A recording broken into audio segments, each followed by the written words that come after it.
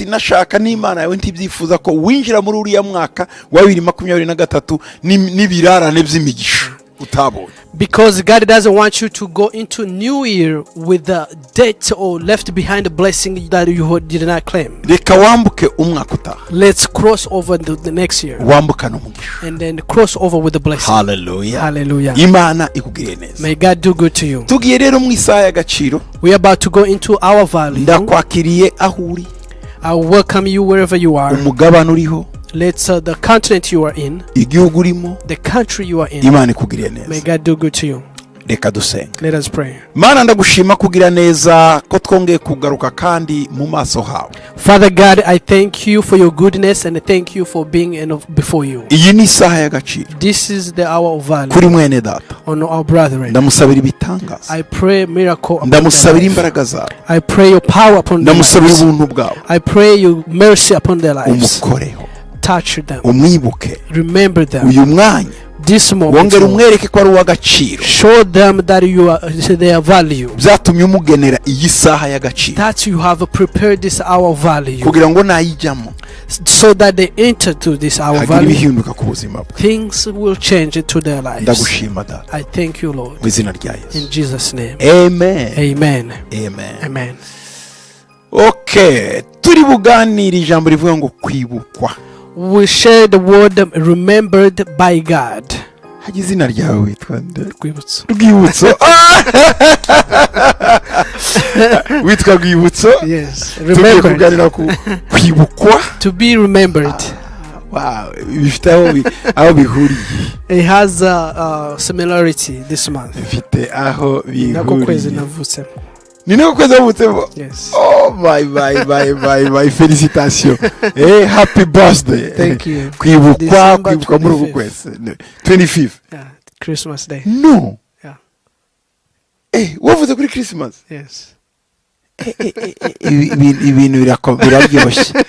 Urumva kuvuka muri December ukitwa Rwibutso mu kwezi kumwe twibuka Yesu Kristo none ko turavuga uku kwezi ko kwibukwa. Wewe wabarangije ibyawe byaje deja watangiye kwibuka. Thank you so much. Amen. Amen. Dero turasoma mu gitabo cy'itangiriro. We read in the book of Genesis. Uku nukwezi ko kwibukwa. This is the month of remembered. Mu kwezi kwa 12. The month of December. Ariko muri iki gihembwe. But in this quarter. Turavuga donc kwa 12 n'amezi y'umusaruro. The month of October, November, December, it's a month of restoration. Gusarura. Harvest. Kwibukwa. To be remembered. Ibyo byose. All those. Kubeho. Let that be to you. Itangiriro 8:1. Genesis 8:1. Imana yibuka Nowa n'ibifite ubugingo byose n'amatungo yose byari kumwe nawe mu nkuge. Imana izana umuyaga kwisi amazi atangira gukama. Amen. Then God remembered Noah and every living things and all the animals that were with him in the ark. And God made a wind to pass over the earth and the water subsided.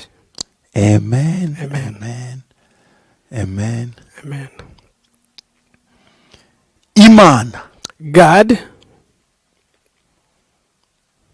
yibuka Noah. Remembered Noah.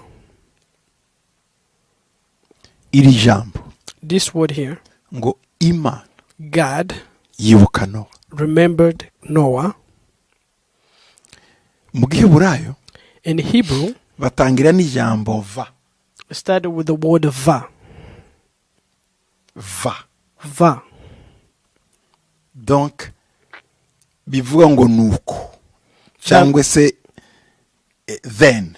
Which means then, yes. Nuko. Twe ntibagakize mu Kinyarwanda.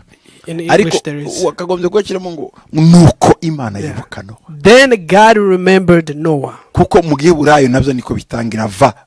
In Hebrew that's how it started. Va is hor. Then God. Va is hor. Nuko. Yeah. Then va is har Elohim. Then God remembered Noah. Yeah. Va is hor Elohim et Noah. Then God remembered Noah. Ngo nuko Imana yibuka Noah. Then God remembered Noah. Bivuze ngo hari ahantu yaravuye mu kwibagirana. Yeah. Which means that there was a period that Noah was forgotten. Hari ahantu yarahishe mu gasanduku. There was a place where Noah was hidden. Hari ahantu yarahishe mu bwato. There was a place where Noah was hidden in the ark. Hari ahantu yarafungiranye. There was a place where he was clothed in. Hari umuntu wakinze ajana urufunguzo. There's someone who locked the door and then took the keys. Bisa naho yibagiranye. And then people forgetted about him. Birashoboka ko nawe hari ahantu uri. You might be in the situation where you are. Nta muntu ukikuvugisha. No one is talking to you. Abo mwiganye ntibakuzi. Your classmates, they don't know you no more. Abo mwakoranye ntibakuzi. Your coworker don't remember no more. Abo muvukana ntibakuzi. Your relative, they don't remember you no more.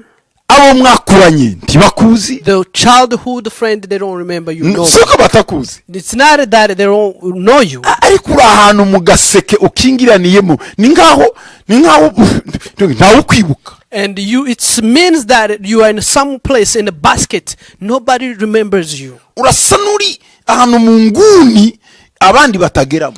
You are in a corner where no one else is there. Reka nkoreshe ijambo. Let me use this word. Urasa nuri mu kindi kirere muri Mars abandi batagera muri wenyine. It looks like you are in a planet where no one else reaches to you. Uri wenyine. You are alone. Kandi ugakomeza wibaza. And you still thinking, you're thinking, nakoze iki? what did I do? Abantu nabatwaye iki? What did I do wrong to the people? Nakanaka. Even this person. N'uyu. Even so. N'umwana wanjye. Even my son, my child. No. Nawe. Even him. Uhora ufite surprise. Donc uba surprise. Donc navuga ute. Urikanga buri munsi bati nawe. You are being shocked daily. You are being shocked daily. Uratungurwa buri munsi. You are being shocked daily. Aho hantu uri. The place you are. Donc kandi wibaza nzahava ryari. And you wonder, how am I going to be out of this place? Ubuzima buranishe. The life is bitter. Ibitekerezo byo gupfa. The thought of dying. Ibitekerezo byo kwiyahura. The thought of suicide.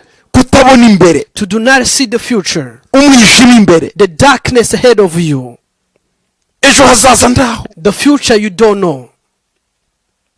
Utangiye kwiyanga. You are starting to hate yourself. Utangiye kwemera ibyo abantu bakuvuzeho bibi. You start accepting what the people have said about you. Ngo vyenda birashoboka. It's possible. Naba mbirimo. It's possible, maybe I'm in it. Nibyo bakubesheye utangiye kumva ko ari ukuri. Even the wrong thing they have lied against you, you start thinking that it's a reality. Izo ni imbaraga. That's the power zo kuba ahantu ha wenyine. To be alone and to be in loneliness. Wicaye ahantu ha wenyine. You have sat somewhere alone. Uri muraca mu bihe bikomeye. You are going through difficult situations. Umva nkubwire mwene da. Let me tell you this, brother. Nta muntu numwe. No one else uzakugirira impuhwe. Who will have mercy. Nta muntu numwe. No one else uzakwitaho. Who will take care of you. Nta muntu numwe. No one else uzakwibuka. Who will remember you. Keretse only this. Imana yabanje kukwibuka. God remembers you. Imana ikwibutsa. When God remembers you. N'abantu barakubona. Even people will see you now. N'abantu barakwibuka. People remember you. N'abantu batise nuko bimeze. They will see, oh, this is the situation now. Donc Imana ikwibutsa. So when God remembers you. N'abantu bamenya kubaho. Even people will know you that you are alive. Ariko impamvu abantu batakwibuka. But the reason why people don't remember you. Nuko ubwayo itarakwibuka. It's that God has not remembered you first. Ariko Imana yakwibutsa. But when God remembers you. N'abandi barakwibuka. Even everyone else remembers you. Reka nkwerekere ijambo nimo mvuga ko ari ukuri. Let me support this what I'm saying that it's true. Mu gitabo cya Yobu. In the book of Job. Turebe nawe hamwe muri Yobu 42. Job chapter 42.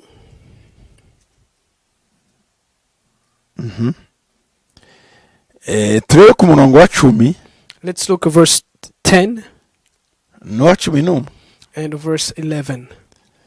ndize abafite bibiliya muri bo munkurikira ndagira ngo wandike Yobu 42 10 kugeza ku 11. Those who are following me, write down Job 42 10 to 11. uziko Yobu yari yaraciye mu byago You byinshi, know how Job passed through difficult uzi imibabaro situations. yagize, You know the sorrow he abantu had bose first. baramutaye, And then everyone abandoned uvuga him. bibiri ivuga This is what the Bible says. ngo Yobu agisabira abagenzi be, Uwiteka aherako aramunamura amukiza ibyago bye. Donc Uwiteka aramwibuka. Yes. And the Lord restored Job's losses when he prayed for his friend. ngo Uwiteka amuha ibihwanye n'ibyo yari afite kabiri. And indeed the Lord gave Job twice as much he had before. urumva ko yibutswe Yes. ku murongo wa 11 si Imana atangiye kumwibuka. Yes. And then verse 11 says, ngo nuko abavandimwe bose bamusangana n'abashiki be bose n'abari baziranye nawe bose basangirira nawe mu nzu ye, baramuririra kandi baramuhumuriza kubw'ibyago Uwiteka yaramuteye byose, ngo umuntu wese amushumbusha igice cy'ifeza n'impeta y'izahabu. aba bari baragiye. yes. Then all his brothers and sisters and all those who had been his acquaintance before came to him and ate food with him in his house, and they consoled him and comforted him for all adversity that the Lord had brought upon him. Each one gave him a piece of silver, each a ring of gold. ngo Uwiteka amunamuye amwibutse. Indeed, the Lord gave Job, abavandimwe ba Yobu barasa, and then the brothers came, bashiki be baraza. and then the sister came. burya Yobu yagiraga abo bavukana. Now Job has a relative here, it says. atangiye kurwara When he started ibintu bimushizeho, everything departed, baramuhunze lost, bose. they ran away from Job. none Imana yamwibutse, Then God remembers him. umurindi baje biruka, Everyone is running toward Job. abavandimwe baraje. The brothers came. Yobu uraho, How are you, Job?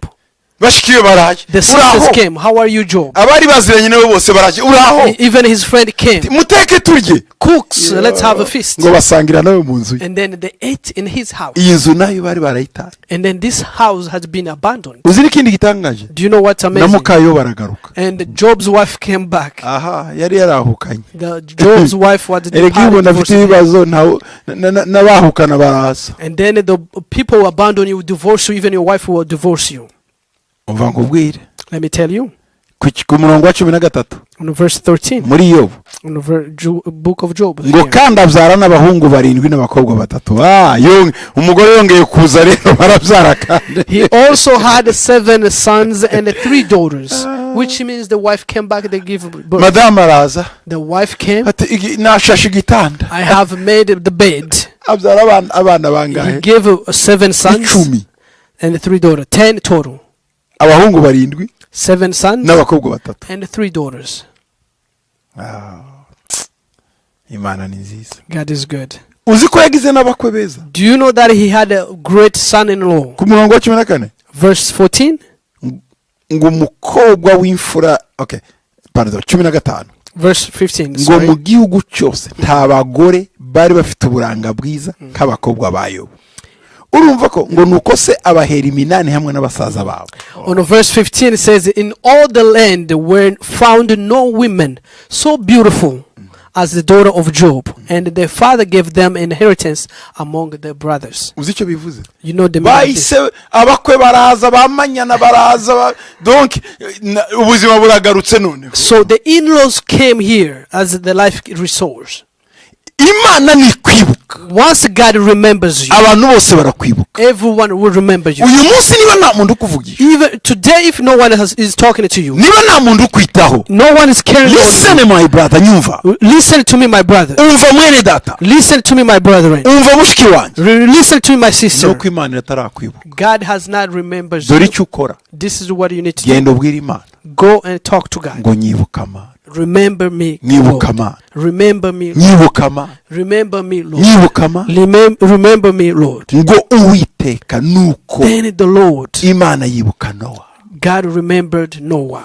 Imana yibuka Nowa. God remembered Noah. Imana izana umuyaga ku isi. God bring a wind on earth. utangira gukamya amazi. And then the substance. Ndabona umuyaga w'Imana I see the wind of God uje gukamya ibyo byago, that is coming to water to be uje subsidized, kwirukana iyo mivumo. to cast out all the Hari curses. umuyaga w'Imana There's a wind of God uje coming kwirukana izo ndwara. that is coming to take out of Hari the umuyaga disease. w'Imana There's a wind of God uje kwirukana ubwo that bukene. is coming to take out the Hari poverty. umuyaga w'Imana There's a wind of God uje gusenya ibyo that is bicaniro. coming to destroy those Hari umuyaga altars. w'Imana There's a wind of uje God guhindura amateka. that is coming to restore your Hari umuyaga history. w'Imana There's a wind of God uje kongera kuguhindurira ubuzima. that is coming to change your life. Hari umuyaga w'Imana There's a wind of God uje kukwiyereka. that is coming to Uva nkubwire mwene data, listen to me, hari my brethren. umuyaga. There is a wind Hari of umuyaga. God. There's a wind Hari of God. umuyaga. There's a wind of Hari God. umuyaga. There's a wind of Hari God. umuyaga. There's a wind of uje God guhindura that is coming to imibereho, change your ubuzima. life. Your life. Hallelujah. Hallelujah. Umuyaga w'Imana The uraje. wind of God. Uriteguye Are you ready kuwakira? to receive the Ngiye wind? gusengana nawe. I'm about to pray. Ngiye gusengana I'm nawe. about to pray. Wizere Believe imbaraga that z'umuyaga the power of the wind uva mu ijuru that is coming from ugiye heaven, kuza that is ku coming buzima bwawe, upon your life kuguhindura to amateka. change your history. Akira uwo muyaga, Receive that umuyaga wind. w'impinduka, The wind of change. umuyaga w'impinduka The wind of change ugiye gukamisha that is coming to subsidize amazi, the water, umwuzure the floods wari waruzuye ubuzima that bwawe, was coming upon your wari life, waruzuye imibereho that yawe. came upon your lives. Uragiye, It's gone. uragiye. It's gone. Kubera iki? Why? Imana yakwibutse. Because God has Imana remembered. yibutse iwanyu, God has remembered your family. yibutse bene God wanyu, has remembered your relatives. yibutse urubyaro God rwawe, has remembered your children. yibutse igihugu God cyawe, has remembered your nation. yibutse amaronko yawe. God has remembered your means. Uwiteka yibutse ubucuruzi The bwawe, Lord has remembered your business. yibutse amashuri God yawe, has remembered your school. yibutse ibiraro byawe. God has remembered your flocks. Uwiteka yibutse bene wanyu. God has remembered your people. Umva, Listen, my kwibukwa brother, n'Imana to be remembered by bituma God, abandi batwibuka bose. and then cause other people to remember you. Agaciro kawe kagiye kugaruka The value of you is coming muri back. iyi saha In y'agaciro. this hour of value, Ndaguhuza I will connect you n'agaciro k'Imana, with the value of God n'isaha y'agaciro, and the hour of value n'ubuzima bw'agaciro, and the life of value n'imibereho and y'agaciro the life of ku value buzima bwawe. upon your lives. Reka dusengane. Let us pray.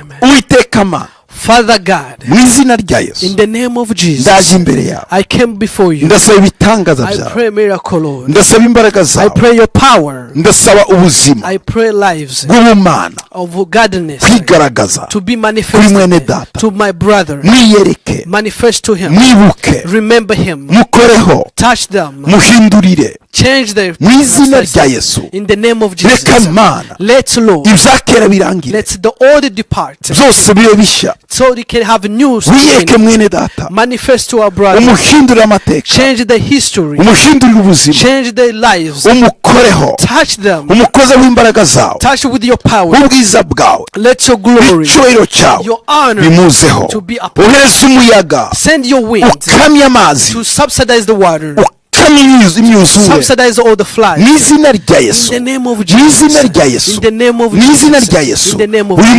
muyaga Let this uce hejuru wind y'isi, to pass all over the earth. hanyuma amazi, And then the water. amazi The water akame to be mu subsidized. izina rya In Yesu, the name of mu Jesus. izina rya In Yesu. the name of Kora Jesus. ibitangaza Do byawe, your miracle. urakoze data, Thank you, Father, kuhuje mwene data to connect our brethren n'umuyaga wawe, with your wind. umwibutse Remember them n'abantu bagiye kumwibuka and all the people who are about to uyu remember munsi them now n'iteka and ryose, forever. mu izina rya Yesu In the Kristo, name of Jesus, umwami n'umukiza our wawe. Lord and Savior. Amen. Amen. w'abami niyo yatanze Yesu ntabwo by'ukuri iz'ukuri Imana y'imbabazi mwami w'abami niyo yatanze Yesu mubivuga by'ukuri iz'ukuri Imana y'imbabazi haleluya niyo yatanze Yesu mwami w'abami by'ukuri iz'ukuri Imana y'imbabazi haleluya niyo yatanze Yesu mubivuga by'ukuri iz'ukuri Imana y'imbabazi niyo yatanze Yesu mwami w'abami by'ukuri iz'ukuri Imana y'imbabazi mwami w'abami niyo yatanze Yesu mwami w'abami by'ukuri iz'ukuri Imana y'imbabazi haleluya niyo yatanze Yesu mwami w'abami by'ukuri iz'ukuri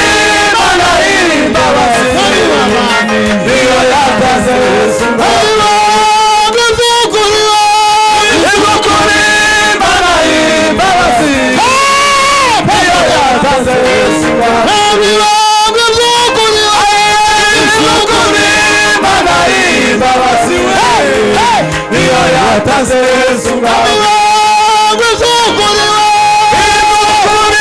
Imana y'imbabazi niyo yatanze Yesu ngawe zamura Yesu zamura Yesu zamura Yesu niwe mukiza wavuga zamura Yesu zamura Yesu zamura Yesu niwe mukiza zamura Yesu zamura Yesu zamura Yesu niwe mukiza zamura Yesu zamura Yesu zamura Yesu niwe mukiza w'abami zamura Yesu zamura Yesu zamura Yesu niwe mukiza w'abami zamura Yesu zamura Yesu zamura Yesu niwe mukiza